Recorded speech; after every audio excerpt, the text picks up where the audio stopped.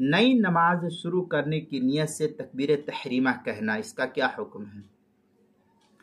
چنانچہ اگر کوئی شخص نماز پڑھ رہا تھا، پھر اس نے ارادہ کیا کہ اس نماز کو چھوڑ کر دوسری نماز شروع کرے، اور اس نیت سے اس نے اللہ اکبر کہا، تو اللہ اکبر کہتے ہوئے اس کی پہلی نماز فاسد ہو جائے گی، اور دوسری نماز جو اب اللہ اکبر کہہ کر کے شروع کیا ہے وہ نماز اس کی شمار کی جائے گی۔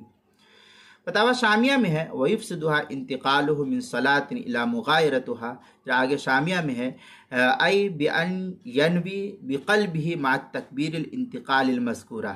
یہ فتاوی شامی کی عبارت ہے، در مختار مع شامی، دوسری جلد صفحہ 383۔